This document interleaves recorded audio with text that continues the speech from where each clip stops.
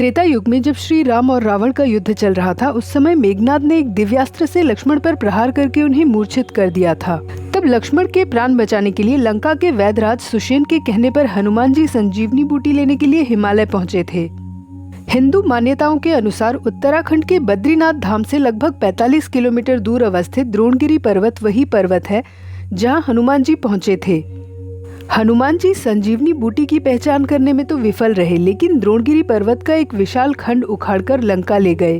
कहते हैं आज भी द्रोणगिरी पर्वत का ऊपरी हिस्सा कटा हुआ दिखाई देता है।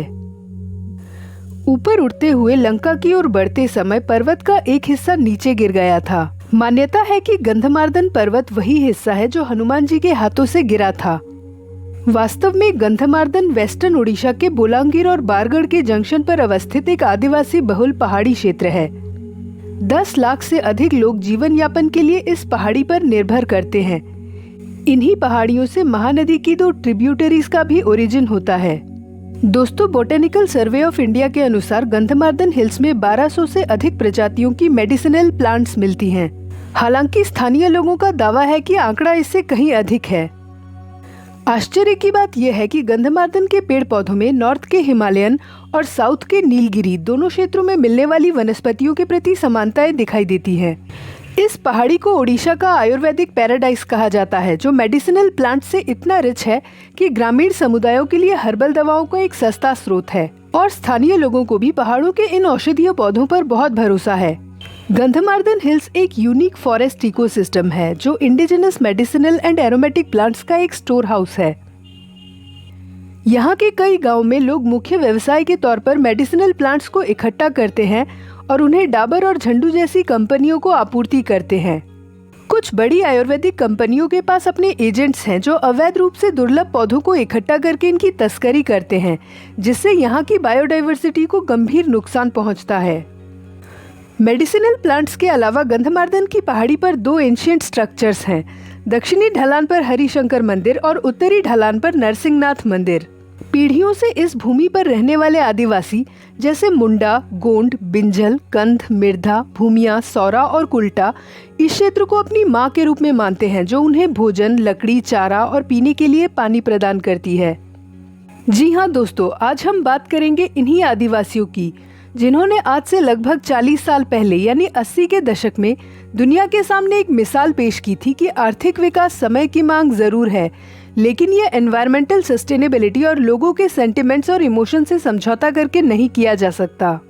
इस कहानी की शुरुआत होती है 1940 के दशक से, जब जियोलॉजिकल सर्वे ऑफ इंडिया ने गंधमार्दन हिल्स में बॉक्साइट के ह्यूज रिसोर्सेज होने की संभावना जताई थी और रिकमेंड किया था कि इस क्षेत्र की पूरी तरह से जांच होनी चाहिए। आपको बता दूं, बॉक्साइट एल्यूमिनियम का प्रमुख अयस्क है, यानी एल्यूमिनियम ओर। 1959 से 1965 तक geological survey of India, Odisha directorate of mines, mineral exploration corporation limited और एल्यूमिनियम कॉरपोरेशन ऑफ इंडिया द्वारा संयुक्त रूप से खोज की गई और बताया गया कि गंधमार्दन पहाड़ियों की चोटी पर अनुमानित 213 मिलियन टन बॉक्साइट के भंडार हैं। 1975 तक इस भंडार को निकालने पर कोई विचार नहीं किया गया था। 1980 के दशक में जब ओडिशा के लो सिलिका बॉक्साइट के पोटेंशियल को पहचान मिली, तब बाल्को यानी भारत एल्यूमिनियम कंपनी लिमिटेड ने गंधमार्दन बॉक्साइट डिपॉजिट्स पर एक फिजिबिलिटी स्टडी शुरू किया और 350 किलोमीटर दूर स्थित कोरबा में अपने एल्यूमिनियम प्लांट के फीड के सोर्स के रूप में गंधमार्दन में खनन के लिए अपनी रुचि व्यक्त की। बाल्को ने 31 करोड़ रुपए के मूल निवेश के साथ गंधमार्दन पहाड़ियों में खनन की योजना बनाई थी। बदले में यहाँ रहने वाले 500 लोगों को रेगुलर और 3000 लोगों को कॉन्ट्रैक्ट लेबरर्स के रूप में रोजगार देने, 25 किलोमीटर रेलवे लाइन, अस्पताल, स्कूल, सोशल फॉरेस्ट्री के तहत वृक्षारोपण और राज्य को 1 करोड़ की रॉयल्टी देने का भी वादा किया था। दोस्तों, इतने बड़े गवर्नमेंट प्रोजेक्ट के इतने रूरल एरिया में शुरू होने से होना तो ये चाहिए था कि लोगों में बहुत एंथुजियाज्म और एक्साइटमेंट होता, क्योंकि इससे नौकरी के अवसर मिलते और आर्थिक विकास होता। लेकिन गंधमार्दन में इसका उल्टा हुआ, क्योंकि जुलाई 1985 में माइनिंग शुरू करने के लिए होने वाले पहले ब्लास्ट से ही 800 साल पुराने प्रतिष्ठित नरसिंहनाथ मंदिर को नुकसान पहुंचा और मंदिर के गरुड़ स्तंभ में दरारें पड़ गई। लेकिन बाल्को के अधिकारियों ने कहा कि एक दिन पहले हुए भारी बारिश की वजह से ऐसा हुआ था।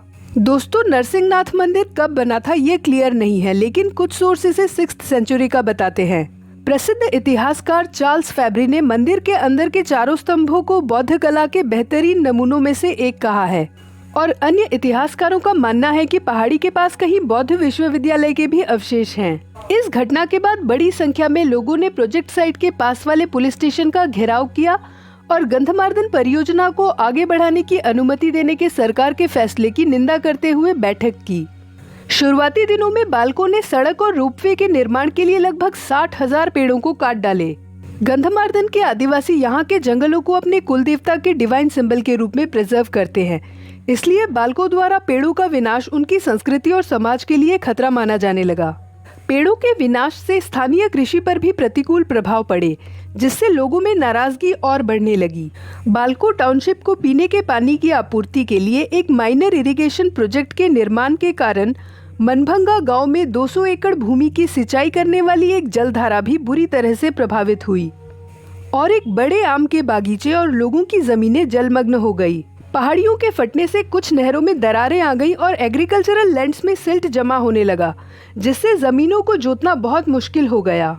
धीरे धीरे स्थानीय लोगों को यह समझ आने लगा कि बाल्को परियोजना से उनकी एग्रो फॉरेस्ट्री बेस्ड लाइवलीहुड खतरे में पड़ जाएगी और ग्रामीण आदिवासी पर्यावरण के प्रति जागरूक होने लगे और परिणाम स्वरूप लोग बाल्को का विरोध करने लगे।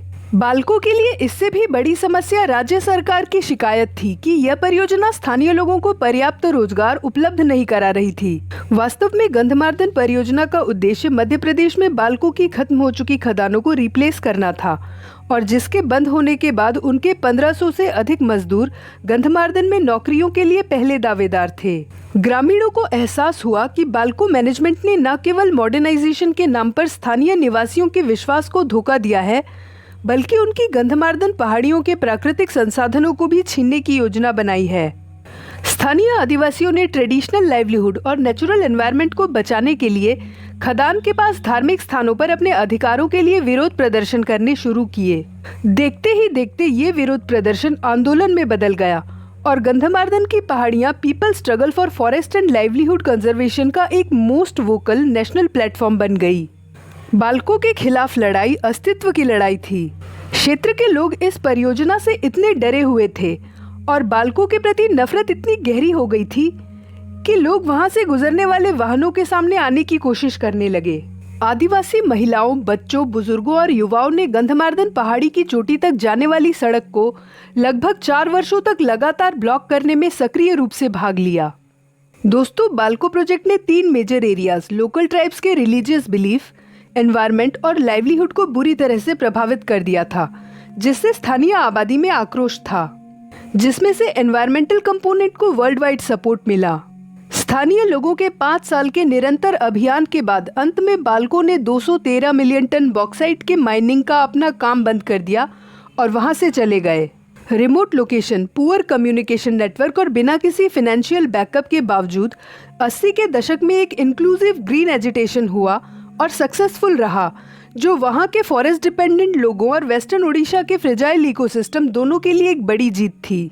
गंधमार्दन मूवमेंट के 3 दशक बाद यानी 23 मार्च 2023 को ओडिशा सरकार द्वारा बारगढ़ और बोलांगीर जिले में गंधमार्दन हिल रेंज को बायोडाइवर्सिटी हेरिटेज साइट घोषित कर दिया गया।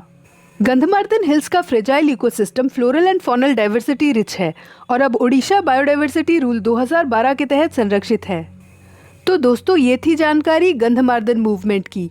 आपको ये जानकारी कैसी लगी कमेंट्स में ज़रूर लिखें और अगर आपको ये जानकारी पसंद आई हो तो मेरे चैनल को लाइक, शेयर और सब्सक्राइब करके सपोर्ट करें। आज के लिए इतना ही, जल्द ही मिलेंगे एक नई वीडियो के साथ। धन्यवाद।